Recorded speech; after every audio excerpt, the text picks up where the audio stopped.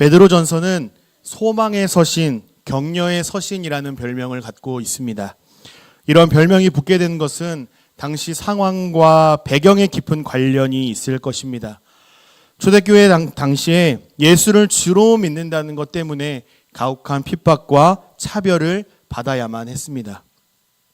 그럼에도 베드로 사도는 그리스도인으로서 믿음과 인내가 도전받고 있는 이 상황 속에서도 우리가 타협하지 말고 포기하지도 말고 더욱더 예수 그리스도를 굳게 붙들자고 소망과 격려를 주었던 서신이 바로 우리가 수요일마다 살펴보고 있는 베드로 전서입니다. 오늘 본문은 하나님의 은혜로 그리스도인 된 성도가 이 세상에서 어떻게 하나님께서 기뻐하시는 삶을 살아갈 수 있는가에 대한 내용을 담고 있습니다. 하나님께서 이 세상에서 우리에게 허락하신 첫 번째 영역이 가정이다라고 말씀하고 있습니다. 오늘날 가정이 많이 아픈 시대를 우리는 살아가고 있습니다. 가정 위기로는 이미 오래전 이야기라고 할 수가 있을 것 같습니다.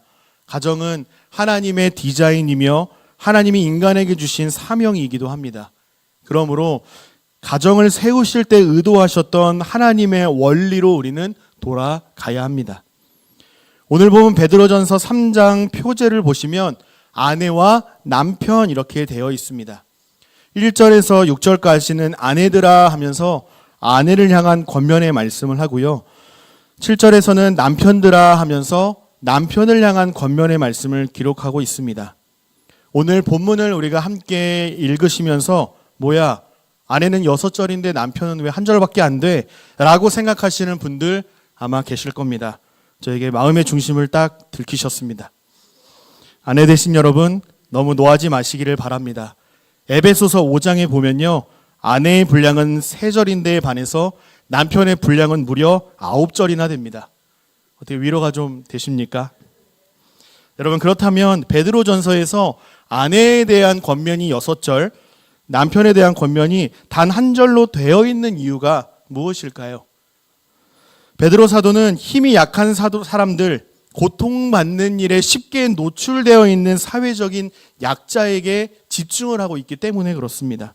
그러다 보니 자연스럽게 가정의 약자, 누굴까요? 곧 여성들인 아내들에게 집중할 수밖에 없는 것이죠.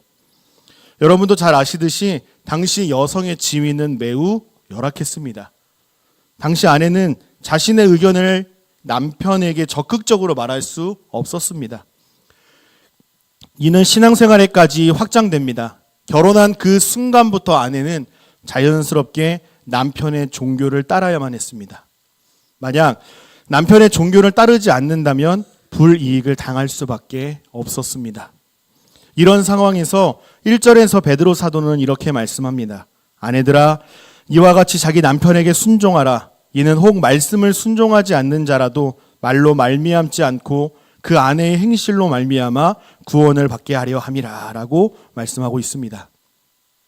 아내들아, 자기 남편에게 순종하라 라고 말씀을 하는데 이 사이에 이와 같이라는 단어가 기록이 되어 있습니다. 여기서 이와 같이라는 단어가 굉장히 중요한 역할을 한다라는 것을 우리가 예상을 해볼 수가 있는데요.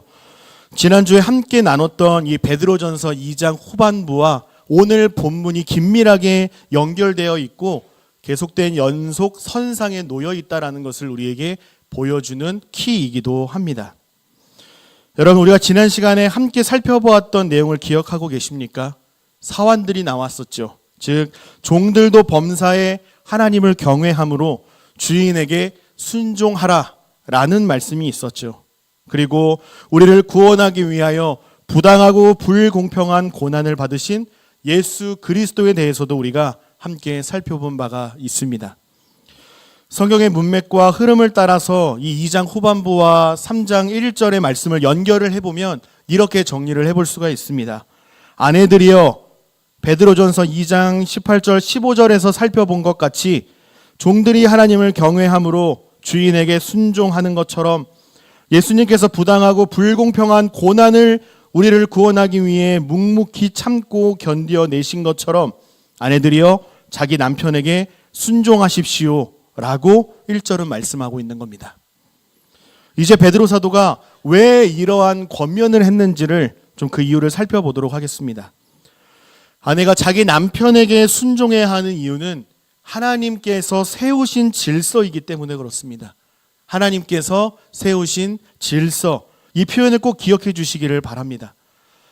베드로전서 3장 1절 말씀을 읽고 적용할 때에 하나님께서 자기 남편에게 순종하라라고 말씀하여 주셨으니까 남편의 말이라면 무엇이든지 어떤 말이든지 다 순종해야 한다라고 생각하고 적용하는 분들이 더러 계십니다.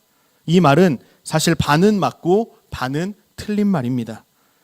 아내가 남편에게 순복해야 하는 이유는요, 하나님을 경외함으로 하나님께서 세우신 질서에 순종하는 것입니다. 남편이 나보다 더 강하고 월등하고 지혜롭기 때문에 순종하는 것이 아니라 하나님을 경외하는 한 사람으로서 하나님의 질서에 순종하는 것이죠. 만약 남편이 어떤 악을 행하거나 하나님의 말씀에 반하는 요구를 했을 때는 어떻게 해야 할까요? 남편의 말을 따라야 할까요? 아니면 하나님의 말씀을 따라야 할까요? 당연히 하나님의 말씀이 우선되는 것이 사실입니다. 그러나 지혜로운 태도가 분명 필요하겠죠. 로마 문화 속에서 남성은 우월하고 여성은 열등하다라는 사상이 지배적이었습니다. 그래서 남자는 항상 지배하는 자리에 서고 여자는 지시와 통제를 받는 자리에 서야만 했습니다. 유대 전통에서도 여성은 남편에게 속해 있는 존재라는 인식이 강했습니다. 그러나 성경은요, 문화나 사상과 달리 성경의 법칙을 강조하고 있는데요. 다시 한번 기억하시기를 바랍니다. 아내가 남편에게 순종해야 하는 이유는 먼저 하나님을 경외함으로써 하나님의 말씀에 순종하는 것의 확장입니다. 하나님께서 세우신 질서 두 번째가 나오는데요. 이렇게 연약하고 힘도 자격도 없어 보이는 아내를 가정의 영적이고 도덕적인 변화를 가져올 수 있는 주체로서의 역할을 맡기셨다라는 겁니다.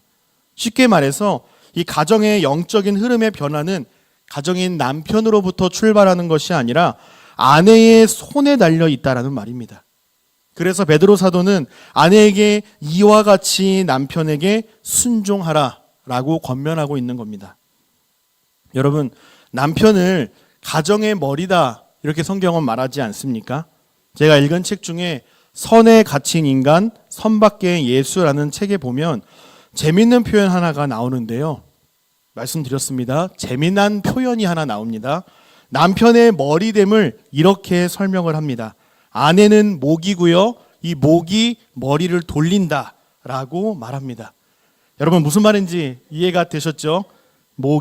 아내는 목이고 목이 머리를 돌린답니다. 돕는 배필로서 아내는 목이고 목이 머리인 남편을 움직이게 한다라는 재미난 표현인데요. 또 성경적으로도 결코 틀리지 않는 말이라고 생각합니다.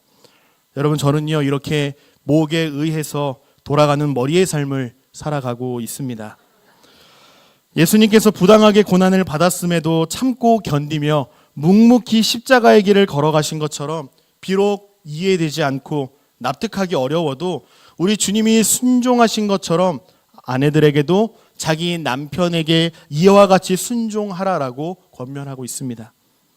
그러면 아내에게 왜 이렇게 부당하고도 막중한 책임을 맡기셨을까요?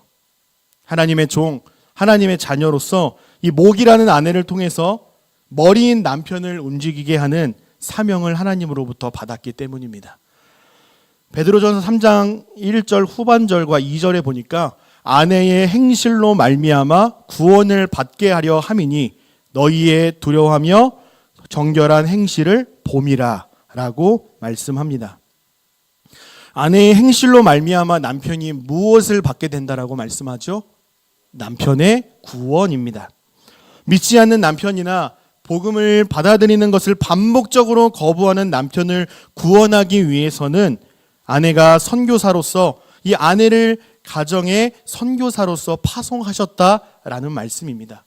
아내들이 남편에게 순종하여서 아내가 믿는 이 기독교 신앙에 대해서 고민해 볼 수 있는 기회를 제공하고 남편을 믿음으로 이끌어야 할 사명을 받았다 있다라는 것입니다. 100주년 기념교회를 섬기시다가 오래전에 은퇴하신 이재철 목사님의 회심 이야기를 설교를 통해 들은 적이 있습니다. 아마 들어보신 분도 이 자리에 계신 줄로 압니다. 이재철 목사님은 어렸을 때부터 쭉 목회자의 삶을 사셨던 것은 아닙니다. 모태신앙으로 태어나 집사 직분도 받았으나 술독에 빠져 지냈다라고 합니다. 친구들과 술을 마시다가 어쩌다가 집에 빨리 들어가게 되면 꼭 술 친구를 데리고 갔다고 합니다. 사모님은 대학에서 성악을 전공하셨다라고 하는데요. 술집에서 술을 마시다가 객기를 한 번씩 부리고 싶으면 아내를 술집으로 불러서 그 자리에서 노래를 시키기까지 했다고 합니다. 새벽 1시든 2시든 늦은 새벽에 귀가를 해도 제 손으로 문을 열고 들어가는 법이 없었다고 합니다. 꼭 초인종을 눌러서 아내를 깨워서 문을 열게 했다라는 것이죠. 그런데도 이 사모님은 불평불만한 적이 단 한 번도 없었다라고 합니다.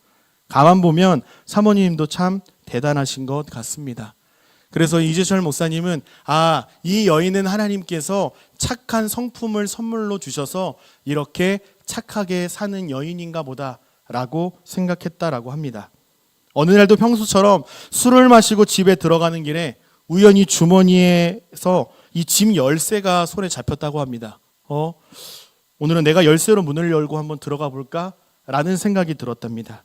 그래서 그렇게 문을 열쇠로 열고 방 안으로 들어가서 이제 부부의 방으로 들어갔습니다. 아내는 남편을 기다리다가 바닥에 엎드려서 잠에 들어 있었습니다. 그때 머리맡에 노트 하나가 펼쳐져 있었는데요. 그날따라 그 노트의 내용이 뭐라고 적혀 있나 한번 좀 보고 싶었답니다. 그래서 오늘은 내가 꼭 읽어봐야겠다라는 생각이 들어서 술김에 노트를 들어 읽었다고 합니다. 그 내용이 이렇습니다. 나는 오늘도 버스를 타고 수유리 너머로 갔다. 시골길을 하염없이 걸으면서 오늘도 역시 어김없이 죽음을 생각했다. 약을 먹고 죽을까 아니면 손목을 그어 죽을까. 그러나 그것은 내가 취할 길이 아님을 다시 한 번 더 확인하고 되돌아왔다. 나를 살리기 위해 십자가에서 돌아가신 주님께서 주님의 뜻을 위해 내게 주신 남편이므로 나는 사랑해야만 한다. 나는 할 수 없지만 주님께서 사랑하라 명령하심으로 나는 그를 사랑해야만 한다. 주님 도와주세요. 나의 약함을 주님께서 잘 아시잖아요. 이렇게 쓰여져 있었다라고 합니다. 이 글을 읽을 때 이재철 목사님의 귀 속에서 갑자기 쿵쿵쿵쿵 하는 소리가 아주 크게 들렸다라고 합니다. 날마다 죽음을 생각하면서도 주님 때문에 남편을 사랑하는 아내를 보고 큰 충격에 빠지게 된 것이죠. 주님 때문에 내 곁에서 나를 사랑한다라는 사실을 깨닫는 그 순간에 주님의 크신 사랑을 실제로 깨닫게 되면서 지금의 이재철 목사님이 되게 했다라고 말했습니다. 이재철 목사님은 그날의 기억을 회상하면서 이런 말씀을 하셨습니다. 아내에게는 이런 남자와는 더 이상 같이 살 자신이 없다는 자신의 견해가 있었습니다. 그런데 아내에게는 주님을 보는 눈이 있었습니다. 하나님의 뜻을 위해 나에게 맡기신 나의 남편이다. 그러므로 사랑해야 한다라는 주님의 부르심에 순종하는 일상, 그 소명의 삶이 허랑방탕하던 남편의 인생을 바꿨습니다. 라고 고백을 했습니다. 사랑하는 여러분, 하나님께서 저와 여러분에게 맡기신 자리는 어디입니까? 하나님께서 여러분에게 붙여주신 사람은 과연 누구입니까? 여러분의 오랜 친구이거나 직장 동료이거나 가깝게는 친척이나 가족이나 남편과 자녀들일 수도 있습니다. 여러분 스스로 그 대상이 누구인지를 한번 생각해 보시고 하나님 앞에 답을 해 보시기를 바랍니다. 그리고 그 대상을 생각하며 우리가 이런 결단으로 나아갔으면 좋겠습니다. 나를 살리기 위해 십자가에서 돌아가신 주님께서 주님의 뜻을 위해 내게 맡기신 이 사람을 사랑할 수 있는 주님의 마음을 부어 주옵소서. 나는 할 수 없지만, 내 힘으로는 도저히 할 수 없지만 주님께서 사랑하라 명령하심으로 사랑해야 한다라는 믿음과 용기를 허락하옵소서. 기도할 수 있는 저와 여러분 되시기를 바랍니다. 그렇게 할 때에, 간절히 바라며 기도할 때에 땅의 모든 끝이 여호와를 기억하고 돌아오며 모든 나라의 모든 족속이 주 앞에 예배하게 될 것이라는 이 시편 시인의 고백이 저와 여러분의 삶의 자리에서 풍성한 간증으로 고백되는 하나님의 축복이 함께 하시기를 주님의 이름으로 간절히 소망하고 축복합니다. 아멘. 그렇다면 이제 우리 삶 속에서 행할 수 있는 구체적인 거룩한 행실이 무엇인지를 좀 살펴보도록 하겠습니다. 우리 오늘 본문 3절과 4절 말씀을요, 3절과 4절 말씀을 같이 한 목소리로 읽어보도록 하겠습니다. 3절과 4절 말씀 함께 있습니다. 시작. 너희의 단장은 머리를 꾸미고 금을 차고 아름다운 옷을 입는 외모로 하지 말고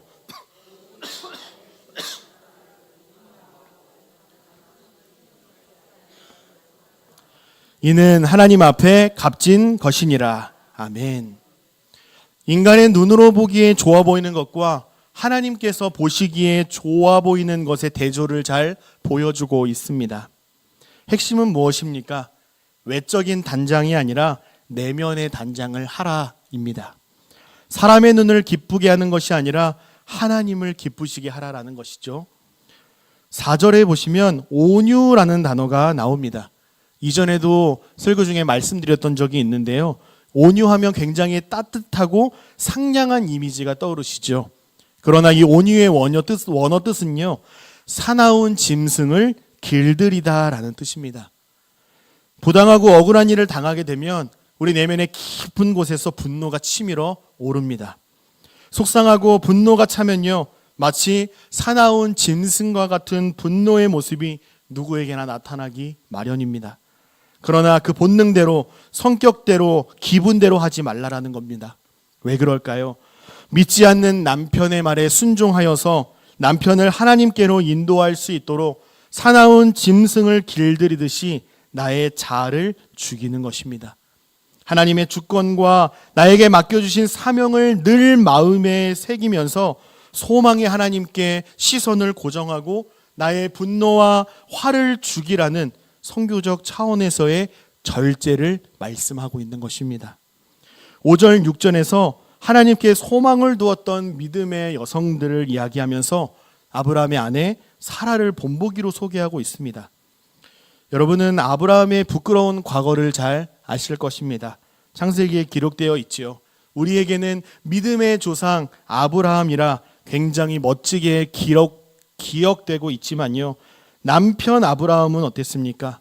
참 못난 남편이지 않습니까?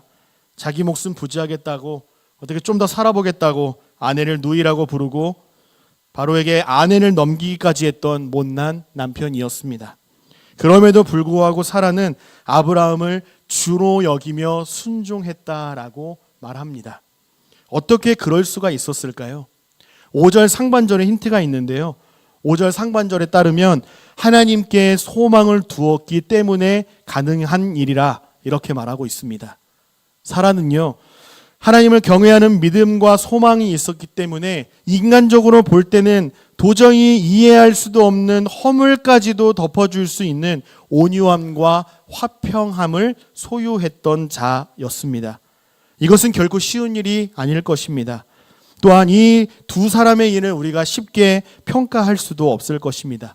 그러나 분명한 것은 하나님만을 바라보며 하나님께서 맡겨주신 아내로서의 사명을 잘 감당했다는 사실을 하나님께서 칭찬하셨다라는 사실입니다. 사랑하는 제2가족 여러분, 때론 남편이 내 마음을 상하게 하고 속상하게 할 때가 있지 않습니까? 정말 답답하여 눈물을 훔치게 될 때에도요, 하나님이 아닌 다른 어떤 것에 소망과 희망을 두지 마시고요, 오직 하나님께 소망을 두는 저와 여러분 되시기를 바랍니다. 시편 42편 5절에 내 영혼아 내가 어찌하여 낙심하며 어찌하여 내 속에서 불안해하는가, 너는 하나님께 소망을 두라. 그가 나타나 도우심으로 말미암아 내가 여전히 찬송하리로다 라고 시인은 고백합니다.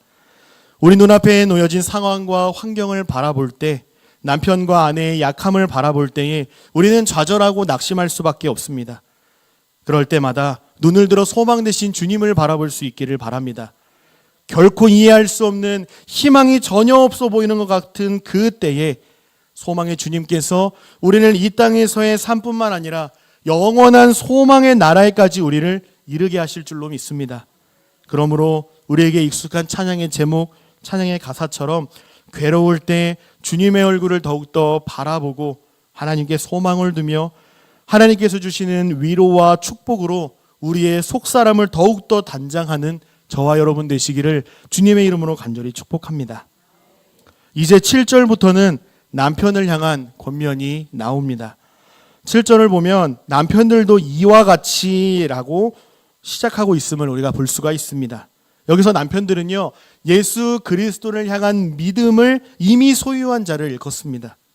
남편들도 이와 같이 부당하고 억울한 고난 가운데 놓여 있다 하더라도 하나님을 경외하는 마음으로 아내를 귀히 여기라고 베드로 사도는 권면하고 있습니다. 특별히 아내는요, 깨어지기 쉬운 연약한 그릇이라는 사실을 기억하라라고 말합니다. 일반적으로 여성은 남성보다 힘이 약하고요, 섬세하고 감성적이고 예민합니다. 그래서 금방 깨지기 쉬운 그릇처럼 사랑으로 귀하게 여겨야 한다는 것이죠. 좀 전에도 말씀드렸다시피 당시 여성의 사회적 지위나 권리는 거의 없었습니다. 그저 남편의 소유물로 여겨질 뿐이었습니다. 인격적으로 대하지 않았을 것이 분명합니다. 그러므로 세상의 문화와 달리 아내를 소중히 여기고 존귀하게 여기라 이렇게 말하고 있습니다. 7절 하반절에 보니까 생명의 은혜를 함께 이어받을 자로 알아야 한다라고 말합니다. 여러분, 이 말이 무슨 뜻일까요? 남성은 우월하고 여성은 열등하다라는 것이 결코 아닙니다. 오히려 그 반대입니다. 남편과 아내 모두가 생명의 은혜를 함께 상속받는 하나님의 동역자이기 때문에 서로 평등하다라는 것입니다. 그러므로 남편들은 아내를 존귀히 여기고 소중히 여기고 아껴주고 사랑해주라는 것입니다. 인격적으로 대해주라라는 것입니다. 저는 교회에 나와 사역을 하고요, 또 가정을 돌보고 있지만요, 아내의 수고에 고마울 때가 참 많습니다. 아내의 수고를 다 알아주지 못하고 매사에 잘 표현하지 못하는 남편이라서 미안할 따름입니다. 아침 일찍 집에서 나와서 사역을 잘 마치고 집에 들어가서 현관문 앞에서 아내와 아이를 만나면요, 참 반갑습니다. 깨끗하게 청소되어 있는 집, 깔끔하게 씻고 머리도 예쁘게 묶은 이 아이의 모습을 보면서 저는 그 모습에 아내의 손길을 느낍니다. 퇴근 후에 인사를 마치자마자 주방으로 서둘러 가는 이 아내의 뒷모습을 보면서 사랑과 헌신의 마음을 봅니다. 때로 날씨가 춥거나 아이의 컨디션이 좋지 않아서 잠깐이라도 밖에 나가지 못하고 하루 종일 집안에만 있었다라고 하면 미안한 마음이 확 몰려들기도 합니다. 피곤해하는 것을 알면서도 이제 내가 다 하겠다고 이제 좀 편히 쉬라고 큰 소리 치자마자 엄마를 부르는 이 아이의 부름에 급히 몸을 일으켜 아이를 향하여 달려나가는 아내를 보며 다시금 저는 미안하고 감사한 마음이 듭니다. 저는 많은 시간을 밖에 나가 사역을 하는 데 쓰고요, 아내는 가정을 돌보는 데에 사용합니다. 저는 밖에서 사역을 하는 동안에 밖에 나와 있어서 가정일을 잘 도와주지는 못하지만요, 저는 사역을 하면서 아내와 함께 동역하고 있다는 생각을 종종 하곤 합니다. 또 그렇게 기도하며 응원해 주기도 합니다. 이는 교회에서 봉사하는 모든 가정에도 동일하게 적용된다라는 말씀을 저는 드리고 싶습니다. 여러분이 교회를 섬기고 하나님을 섬긴다는 것은요, 여러분이 하나님의 일을 섬기는 동안에 잠시 비워둔 그 여러분의 자리를 가족들이 이해해 주는 것이고요, 대신해 준다는 말이기도 합니다. 여러분이 연차를 써서 여름 성경학교와 수련회와 선교를 간다는 것은요, 개인의 수고이자 헌신의 영역이라고 볼 수도 있습니다. 하지만 그 헌신을 이해해 주고 지지해 주고 함께 기도해 주는 이 가족의 또 다른 모습의 헌신과 이해가 뒷받침돼야만 이러한 헌신도 가능하다라는 사실을 기억하시고요, 함께하는 가족들에게 나에게 섬김의 기회를 주어서 너무 고맙다, 봉사할 수 있는 은혜를 주어 고맙다라고 감사를 표현할 수 있는 그러한 용기를 내보시면 어떨까 합니다. 모쪼록 하나님께서는 이 베드로 사도를 통해 아내들은 남편의 말씀에 순종하라라고 말씀하셨고요. 남편들은 아내를 사랑하고 귀하게 여기라고 말씀하셨습니다. 때로는요, 아내와 남편의 모습을 보면, 나에게 하는 것을 보면요, 참 마음에 들지 않을 때도 있고요, 속상하고 괴로울 때도 있습니다. 그럴지라도 하나님의 말씀이기에 하나님께서 우리에게 베드로 사도를 통하여 말씀해 주셨으니 하나님의 말씀에 기꺼이 순종할 수 있는 저와 여러분 되시기를 바랍니다. 어느 목사님의 말씀대로 나의 남편, 나의 아내에게 나의 죄성을 드러내는 것이 아니라 하나님의 은혜를 드러내는 남편, 아내가 되시기를 주님의 이름으로 간절히 소망하고 축복합니다. 저와 여러분의 말뿐만 아니라 거룩한 행실을 통하여 하나님의 사랑과 선하심을 드러내는 축복의 통로로 귀하게 쓰임받게 되시기를 주님의 이름으로 간절히 축복합니다. 이제 8절 12절은 오늘 본문의 결론 부분이자 2장 11절부터 3장 7절까지에 계속되어 온 이 부분에 대한 결론 부분이기도 합니다. 8절에 마지막으로 말하노니 이렇게 되어 있는데, 마지막이라기보다는 결론 부분입니다. 잘 들어주십시오 라고 이해하시면 될 것 같습니다. 억울하고 부당하게 여길 수 있는 상황 속에서도 하나님을 경외함으로 참고 그리스도의 고난을 바라보며 인내함으로 이루라는 것입니다. 한마디로 이 시대의 교회가, 이 시대의 성도가 세상에서 어떻게 빛과 소금의 역할을 감당하며 살아갈 수 있는가에 대한 내용을 담고 있는 것입니다. 여러분, 혹시 신앙생활 하시면서 이런 생각 해 보신 적 없으십니까? 하나님께서 분명 살아 계신다는데 교회가 왜 핍박을 당해야 하고 욕을 먹어야 하고 이렇게 많이 섬기고 헌신하는데 성도가 왜 이렇게 의도치 않은 고난과 슬픔을 겪어야 하는가? 여러분, 혹시 이런 고민을 해보신 적 없으십니까? 저는 있습니다. 지금도 가끔씩 불쑥불쑥 올라올 때가 있습니다. 아직 고민의 답을 완전히 찾지는 못했지만요, 성도의 어려움을 겪는 이유는요, 우리가 믿음이 없어서도 아니고요, 하나님께서 외면하고 계시기 때문도 아닙니다. 여러분, 믿음이 없는 사람은요, 하나님의 말씀대로 살아야 되나 말아야 되나 별로 고민하지 않습니다. 그냥 자기가 원하는 대로, 하고 싶은 대로, 끌리는 대로 그냥 하면 됩니다. 여러분, 지하철 환승역이나 사람 많은 시장이나 백화점 가보셨죠? 남들이 가는 방향대로 그냥 따라서 쭉 걸어가면요, 어려움 별로 없습니다. 아무리 사람이 많아도요, 옆에서 이거 사세요 저거 사세요 얘기해도요, 그냥 뒷사람 발 뒤꿈치만 보고 그냥 가게 됩니다. 그런데요, 그 인파를 거슬러서 반대로 가야 된다라고 한번 생각해 보시면 어떨까요? 바로 어려움을 만나게 됩니다. 도로에서 자동차가 역주행한다라고 한번 생각해 보시기를 바랍니다. 여러분, 어떠십니까? 아찔하죠? 아마 도로가 난리가 날 겁니다. 예수 믿는 성도가 세상에서 믿음을 지키며 세상의 소리가 아니라 하나님의 말씀대로 살려고 하는 이 아찔한 순간들을 자주 만나게 됩니다. 더욱더 더 좋은 믿음, 더 견고한 믿음을 가지고 내가 세상 속에서 믿음으로 하나님의 말씀대로 순종하며 살아가야겠다라는 의지와 결단을 가지고 살아가면 살아갈수록 아찔한 순간들을 더 자주 만나게 되는 것 같습니다. 여러분들은요, 엄청난 믿음과 결단을 가지고 하루하루를 살아오신 분들이라 저는 확신합니다. 여러분, 기억하시기를 바랍니다. 여러분의 믿음 정말 대단한 겁니다. 베드로전서 2장 9절에 따르면요, 성도의 정체성과 역할을 이렇게 규정했습니다. 너희는 택하신 족속이요, 왕같은 제사장들이요, 거룩한 나라요, 그의 소유가 된 백성이니 이는 너희를 어두운 데서 불러내어 그의 기이한 빛에 들어가게 하신 이의 아름다운 덕을 선포하게 하심이라 라고 말씀합니다. 우리가 이런 존재다라고 베드로 사도는 앞서 말한 바 있지요. 베드로전서 3장 9절에서는요, 악을 악으로 욕을 욕으로 갚지 말고 도리어 복을 빌라라고 말합니다. 교회의 본질 자체가 악과 욕을 쏟아내는 세상 속에서 부당함과 억울함을 참고 견디면서 하나님의 은혜와 사랑을 드러내도록 부름받은 자들이 성도라, 이렇게 말하고 있습니다. 사랑하는 제2가족 여러분, 교회는요, 성도는요, 저와 여러분은요, 빛 대신 예수 그리스도의 복음을 들고 어두운 세상 속에 침투하여 빛을 밝히 밝혀야 할 사명과 책임을 가진 자라는 사실을 기억하실 수 있기를 바랍니다. 그러므로 우리 10절과 11절 말씀을 같이 한번 보실까요?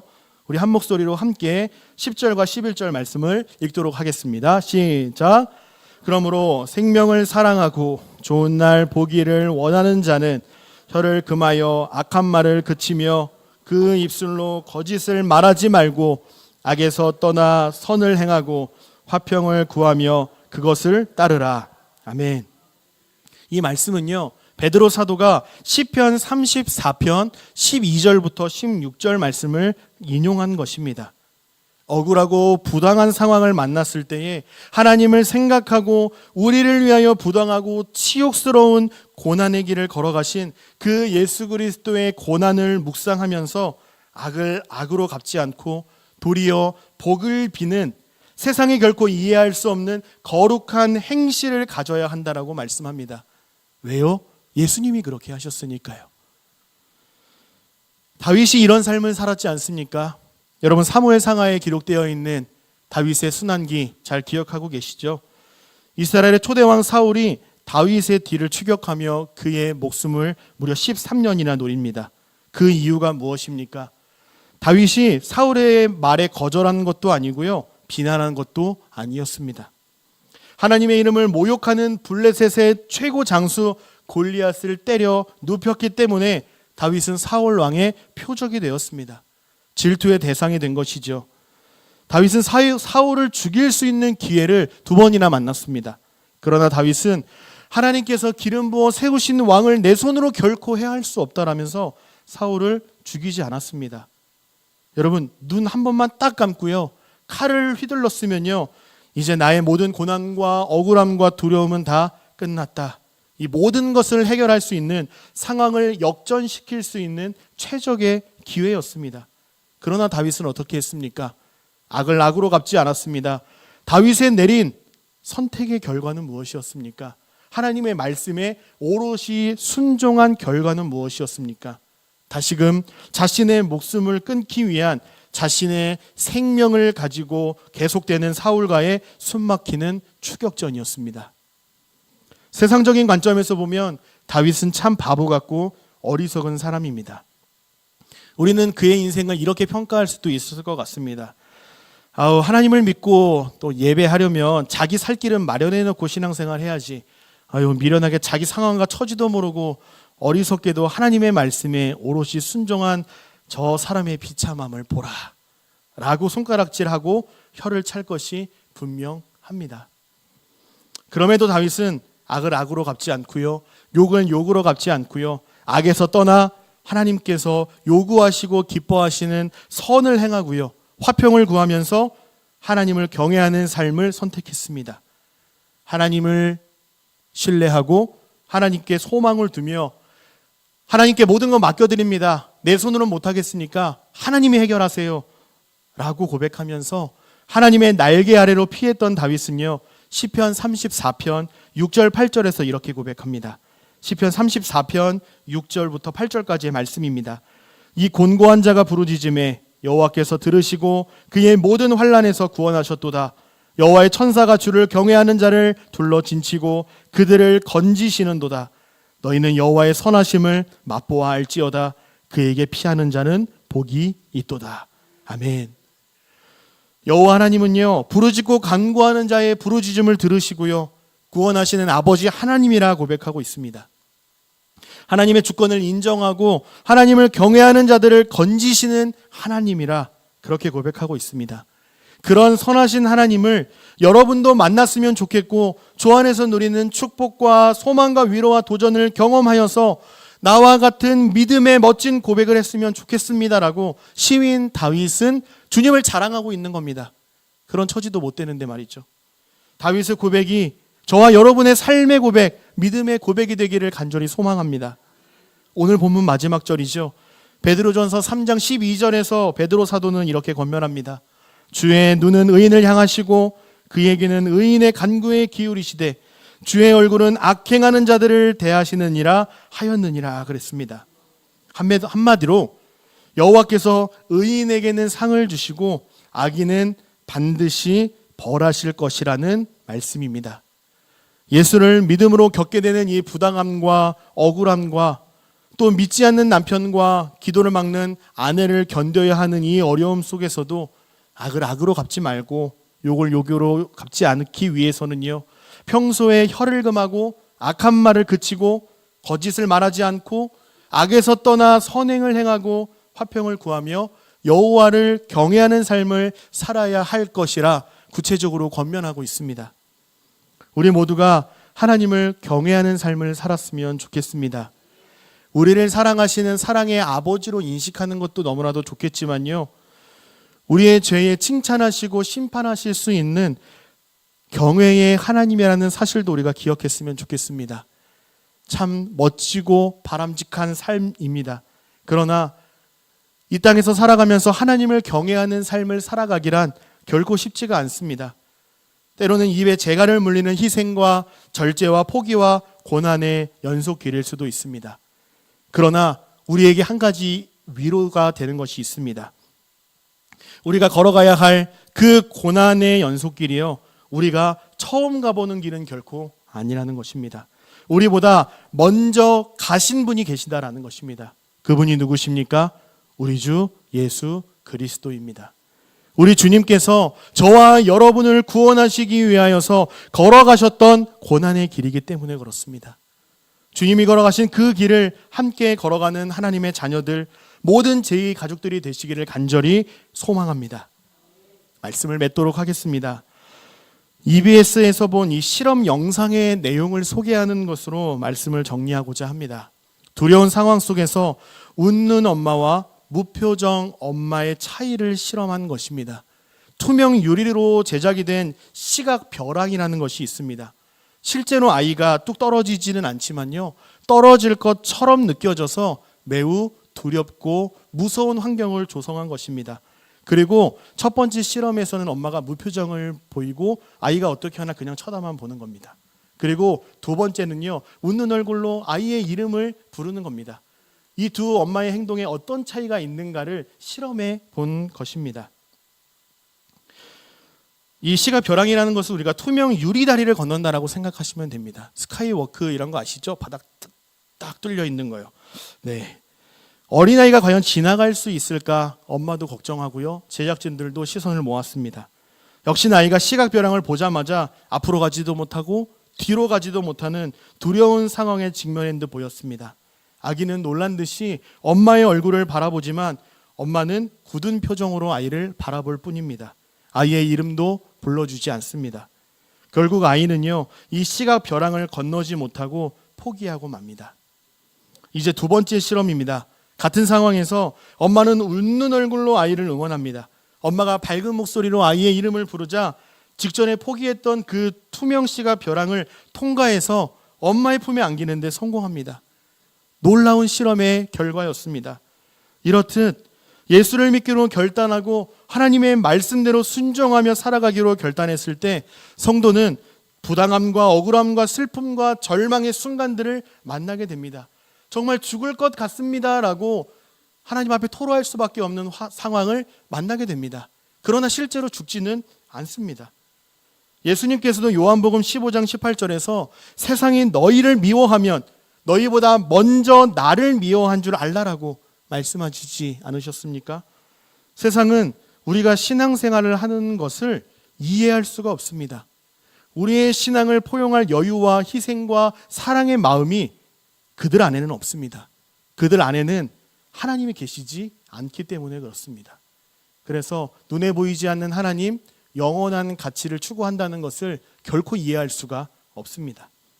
온 가족이 함께 신앙생활하는 복을 누리고 계신 가정은요, 여러분 이것이 당연한 것이 아니라 하나님께서 정말 큰 은혜로 축복으로 주셨다라는 사실을 기억하시고 하나님께 감사하실 수 있기를 바랍니다. 하지만 오늘 본문에서 말씀하는 것처럼 믿지 않는 남편과 기도를 막는 아내를 견뎌야 하는 어려움에 직면한 가정이 있을 수 있습니다. 그런 상황 속에서도 우리에게 맡겨진 책임과 사명이 있다라는 그 사실과 그 사명을 위하여 저와 여러분을 여러분의 가정과 직장과 사업장과 같은 그 영역으로 선교사로서 파송하셨다라는 사실을 기억하실 수 있기를 바랍니다. 여러분, 선교사가 무슨 돈이 있고 무슨 힘이 있고 무슨 자랑거리가 있겠습니까? 하나님 나라 복음을 위하여 헌신하겠다고 삶을 온전히 다 드렸는데 야속하게도 부당함과 억울함을 선교 현장에서도 만나게 되는 것 같습니다. 타지에 나가 고군분투하는 선교사가 그럼 어디 가서 하소연하겠습니까? 힘든 일이 있을 때마다 친정으로 오겠습니까? 본가로 가겠습니까? 못하죠. 그저 하나님 앞으로 나아가는 것 뿐이겠죠. 하나님 앞에서 울며 은혜를 구할 뿐이죠. 가정의 선교사로 부르신 우리의 삶도 마찬가지입니다. 이재철 목사님의 회의심 이야기에서 우리에게 보여주셨던 것처럼요, 저와 여러분의 땅끝은 어디입니까? 나약한 인간의 이해와 결단으로는 이 믿지 않는 남편과 기도를 막는 아내를 이해하고 포용하고 변화시킬 힘이 우리 안에는 조금도 없습니다.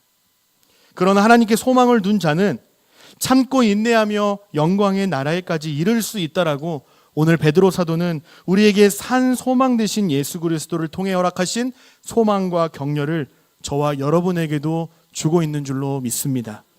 자꾸 여린 이 어린아이가 시각 벼랑 앞에서 환하게 웃으며 나의 이름을 부르는 엄마의 얼굴을 보고 용기를 내서 두려움을 이겨내어 시각 벼랑을 통과한 것처럼 우리도 우리에게 처해진 상황과 환경을 바라보며 낙심하고 절망하며 뒷걸음질 칠 것이 아니라 괴롭고 답답하고 힘들수록 우리를 위하여 고난의 길을 걸어가신 주님을 더욱더 바라보시기를 바랍니다. 나를 위하여, 나를 구원하기 위하여 묵묵히 십자가의 길을 걸어가신, 십자가에 달려 죽기까지 순종하신 주님의 사랑과 은혜를 묵상하시기를 바랍니다. 그 마음으로 남편과 아내를 사랑하고 위하여 기도하실 수 있는 저와 여러분 되시기를 바랍니다. 베드로 사도가 권면하듯이 예수를 믿는다는 이유로 겪게 되는 부당함과 억울함과 어려움 속에서도 악을 악으로 욕을 욕으로 갚지 않고 평소에 선을 행하고 화평을 구하는 여호와 하나님을 경외하는 믿음의 여정을 지금까지 걸어오셨던 것처럼 앞으로도 타협하지 마시고 포기하지 마시고 어떠한 어려움이 찾아온다 하더라도 주님이 걸어가신 그 믿음의 길, 믿음의 여정, 순종의 길, 고난의 길을 끝까지 걸어갈 수 있는 저와 여러분 되시기를 주님의 이름으로 간절히 소망하고 축복합니다. 아멘.